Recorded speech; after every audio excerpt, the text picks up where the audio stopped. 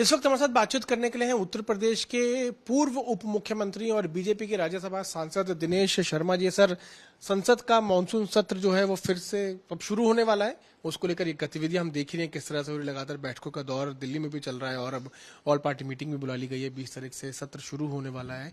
क्या आपको उम्मीद लग रही है कैसे सत्र होने वाला है? किस किस तरह की चीजें आपको लग रहा है सरकार नहीं, देखिए, सरकार तो विकासोन्मुख है और तमाम जो कॉम्प्लेक्सिटी, जो तमाम जटिलताएं कानूनों के कारण रही हैं, सरकार ने हमेशा उनका निवारण का प्रयत्न किया है। और सरकार की तरफ से हमेशा कोशिश रहती है कि विपक्ष की आम सहमत बन जाए। आपने देखा होगा कि महिला विधेयक के बारे में भी माननीय गृह मंत्री ने तो खड़े होकर कहा कि आप जो संशोधन चाहते हो आप बताओ, अभी मैं उसको प्रस्तुत करता हूं। लेकिन विपक्ष का जो नकारात्मक रवैया अभी तक रहा है, उम्मीद है कि इस सेशन में वो उसकी पुनरावृत्ति नहीं करेंगे। और जो भी अभी तो क्या आएगा ये तो अभी भविष्य के गर्त में है। ऑल पार्टी मीटिंग हो जाए उसके बाद तय होगा कौन सा बिल आना है कौन सा नहीं आना है। आपने महिला विधेयक की बात की, हमने देखा था कि कितना हंगामा हुआ था, विपक्ष ने पुरजोर तरीके से इसका विरोध किया था। इस बार तो कहीं ना कहीं परिस्थिति बदली हुई नजर आ रही है। इस बार लग रहा है कि डीएमके तो पूरी तरह से कांग्रेस का विरोध करेगा ही, साथ में टीएमसी के भी कुछ सांसद इस तरफ आ गए। आपको लग रहा है इस बार कहीं ना कहीं परिस्थिति बदली हुई भी नजर आएगी? साथ साथ आप चाहेंगे कि विपक्ष महिला विधेयक को लेकर इस बार समर्थन करे? नहीं, मैं किसी के आने या किसी के जाने, समर्थन देने या ना देने की बात नहीं कर रहा हूं। मैं एक बात जरूर कह रहा हूं, ऑफ द रिकॉर्ड तमाम सांसद ऐसे थे जो महिला विधेयक जो हमारी एनडीए सरकार लाई थी प्रधानमंत्री माननीय मोदी जी की पहल पर, उसको जब प्रस्तुत किया गया और वो अपने दलों की प्रतिबद्धता के कारण, चाहे वो कांग्रेस के रहे हो, चाहे समाजवादी के रहे हो, चाहे तृणमूल या डीएमके के रहे हो, वो पार्टी लाइन से हटकर वो दुखी जरूर थे कि आखिर ये किसी पार्टी का बिल तो है नहीं, वो एक आधी आबादी को अधिकार देने का बिल है, फिर क्यों नहीं हमारी पार्टी कर रही है? ये प्रश्न वो आपस में ही एक दूसरे से पूछते थे। और कई लोग तो खुलेआम जाकर इस बात की चर्चा करते थे कि आखिर इस को हमारी पार्टी कर क्यों नहीं रही। उनके मन में बेचैनी जरूर थी। तो कहीं ना कहीं मुझे लग रहा है कि वही बेचैनी निकलती हुई सामने आ रही है और लोग अलग होकर किसी कयास को जन्म नहीं दे रहा हूं, लेकिन मैं कह रहा हूं कि ये आधी आबादी के अधिकार को देने का जो प्रयोजन है, ये महिला सशक्तिकरण का वो आयाम है जो विकसित भारत की संकल्पना को पूर्ति करने की यात्रा को गति प्रदान करेगा। और ममता बनर्जी खुद महिला है और वो उसका विरोध कर रही थी। उनके भी महिला है, आदरणीय डिम्पल जी भी महिला नेतृत्व करता है। और अब मैं समझता हूं कि सभी को इस चीज का ध्यान देना चाहिए था।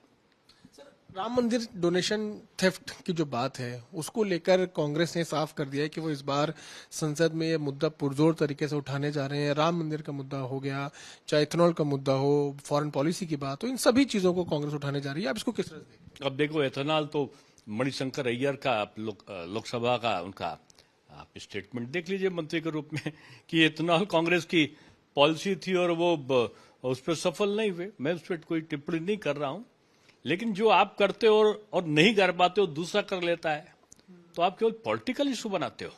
अब वैकल्पिक ईंधन कहां से लाओगे? आप खाड़ी देशों के युद्ध के बाद पूरी दुनिया के देश करा रहे हैं और भारत के नागरिकों को पता भी नहीं चलने दिया। इसकी प्रशंसा नहीं करोगे क्या? करना चाहिए आपको। दाम नहीं बढ़ने पाए, आम चीजों के भी नहीं बढ़ने पाए। पेट्रोल पदार्थ के अगर बढ़े होंगे तो बहुत सीमित तरीके से। अमेरिका ऐसे देश में 2 गुने से ऊपर हो गए हैं। पाकिस्तान तो कराह रहा है, कई कई जगह तो पेट्रोल पंप बंद करने के आदेश हुए हैं तमाम देशों में। और इसके बाद अगर कोई विरोध करता है तो ये उसकी अपनी एक विरोध की पॉलिसी है। राम मंदिर का मुद्दा भी उठेगा, जो डोनेशन चोरी हुआ। जो लोग हैं जिन्होंने पूरी जिंदगी राम जी के मंदिर का आंदोलन का विरोध किया, पतंगा पर नहीं मारेगा, जो छत पर लिपटे चढ़े थे गुंबज पर, उनको वहीं चिपका दिया गया, वो जिंदा नीचे लौटे नहीं। हमको हिंदुओं के वोट की जरूरत नहीं है, राम काल्पनिक हैं, राम सेतु बंधु रामेश्वरम है नहीं, राम का जन्म कहां हुआ ये सिद्ध नहीं होता।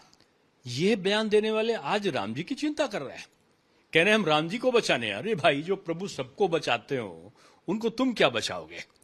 ये ढपोल संख्यी घोषणाओं वाले लोग छदम बेसी आचरण के द्वारा केवल सनातन को बदनाम करने का दाएं बाएं ये प्रयत्न करते हैं, किस तरह चढ़ावा कम हो जाए, किस तरह श्रद्धा कम हो जाए। या आप छांट छांट के भी आप देखते जाओ किस किस मंदिरों का ये निकालेंगे। इनसे आप पूछो, मैं किसी धर्म क्या ये हिंदू और मुसलमान की बात नहीं कर रहा हूं, आप छांट की इशू लाओगे और वो इशू लाओगे जो सनातन के बारे में जो उनकी प्रतिष्ठा को कम करने वाला हो।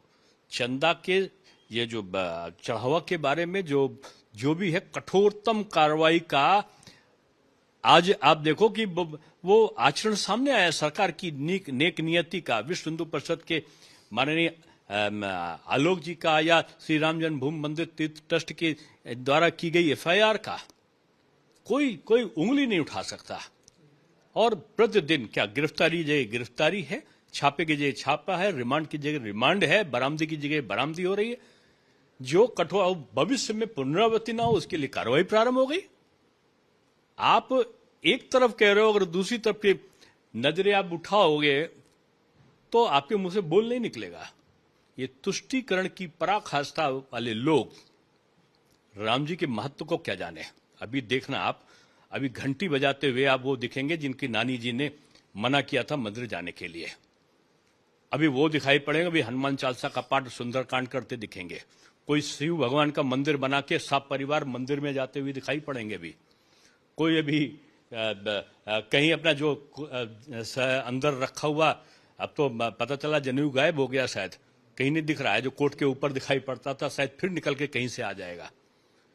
तो ये भेष धारण करेंगे क्यों?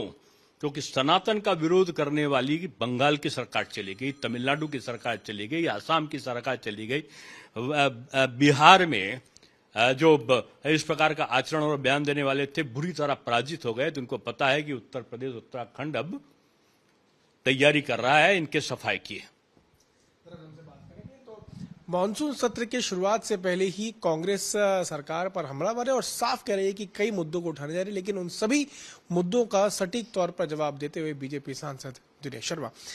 मेरे सहयोगी अजय सिन्हा के साथ में पीयूष मिश्रा, दिल्ली आज तक।